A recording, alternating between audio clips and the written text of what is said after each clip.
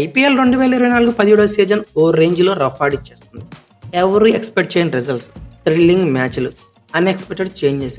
ఎవరు win అవుతారనేది last over దాకా కాదండి, లాస్ట్ బంచ్ దాకా కూడా కొన్ని మ్యాచ్లు అయితే మనం గెస్ చేయలేని పరిస్థితి నెలకొంది. అందుకే ఈ సీజన్కి అన్ని సీజన్స్ కంటే ఎక్కువ హైప్ క్రియేట్ అయిందంటున్న సందేహం లేదు.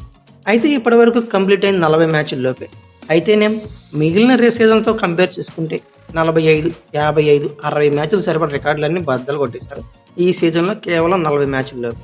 అయితే ప్రతి మ్యాచ్కి యావరేజ్గా 19 సిక్స్లు, ప్రతి 13 బంతులకి ఒక సిక్స్, ఫోర్లు అయితే 1100 పైన ఇప్పటికే నమోదయ్యాయి. ప్రతి 5 బంతులకు ఒక ఫోర్, డెత్ ఓవర్స్లో అయితే ఏకంగా ప్రతి 4 బంతులకి ఒక ఫోర్ నమోదవుతుంది. సో ఈ బ్లాస్టింగ్ వల్లనే ఈ సీజన్కి మోస్ట్ ఎక్స్ప్లోజివ్ సీజన్గా పేరు పెట్టేశారు. అయితే ఈరోజు అసలు కంటెంట్లోకి వెళ్తే Telugu team Sunrisers Hyderabad ఎఫెక్ట్కి ఐపీఎల్లో రూల్స్ చేంజ్ చేసే యోచనలో అయితే బీసీఐ ఉన్నట్లు తెలుస్తుంది. బౌలర్లను రక్షించుకునే పనిలో పడ్డారని సమాచారం. ఈ సీజన్లో ఎస్ఆర్హెచ్ బ్యాటర్లు ఆకాశమే అద్దుగా చెలరేగిపోతున్న విషయం అందరికీ తెలిసిందే. ఆర్సీబీ 11 ఏళ్ల రికార్డు 262 పరుగుల స్కోరు రికార్డుని ఈ సీజన్లో సన్ రైజర్స్ ఏకంగా 3 సార్లు బ్రేక్ చేసింది. సన్ రైజర్స్ హైదరాబాద్తో పాటు కోల్కతా నైట్ రైడర్స్ కూడా ఆర్సీబీ రికార్డును ఓసారి బదులు కొట్టింది. ఐపీఎల్ చరిత్రలో టాప్ 5 ఇన్నింగ్స్ స్కోర్ జాబితాల్లో 4 సార్లు ఈ ఏడాది నమోదవడం విశేషం అని చెప్పాలి. ఈ సీజన్లో 287 3 వికెట్లుగా ఎస్ఆర్హెచ్ ఒకసారి హైయెస్ట్ స్కోర్ నమోదు చేసింది. ఆ తర్వాత ప్లేస్లో కూడా ఎస్ఆర్హెచ్ నిలిచింది 277 పరుగులు 3 వికెట్లుగా. ఆ తర్వాత థర్డ్ ప్లేస్ వచ్చేసరికి కేకేఆర్ 272 పరుగులు చేసి 7 వికెట్లుగా నిలిచింది. మళ్ళీ ఎస్ఆర్హెచ్ 4వసారిగా 266 పరుగులు 7 వికెట్లుగా 4వ ప్లేస్ నిలిచింది. ఈ సీజన్లో ఈ 4 రికార్డులు నమోదయ్యాయి. 5వ ప్లేస్లో యాజ్ యూజువల్గా 11 ఏళ్ల క్రితం 2013లో ఆర్సీబీ చేసిన 263 పరుగుల రికార్డు ఉంది.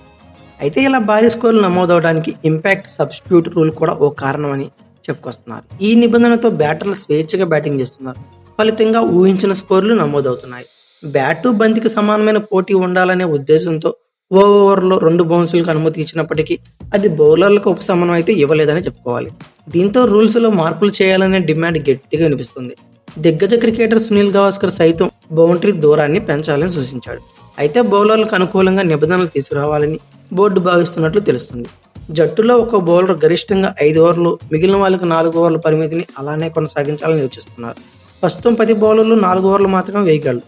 మరో ఓవర్ అదనంగా ఇస్తే స్టార్ బౌలర్లు ఉన్న జట్టుకి అదనపు బలం చేకూరుతుంది. ఉదాహరణకు జస్మిత్ బుమ్రా 5 ఓవర్లు బౌలింగ్ చేస్తే ముంబై ఇండియన్స్కి ఎంతో సానుకూల అంశంగా మారుతుందనటంలో సందేహం అయితే లేదు. అయితే జట్టులో బ్యాటర్లను కట్టడి చేసే బౌలర్ కనీసం ఒకరుంటారు. ఇన్నింగ్స్లో పావు వంతు బంతులను వాళ్ళే సంధిస్తే స్కోరును కట్టడి చేసే అవకాశాలు ఎక్కువగానే ఉంటాయనటంలో సందేహం లేదు. అయితే అది ఫాస్ట్ బౌలర్లపై ఖచ్చితంగా పని భారం పెంచుతుంది.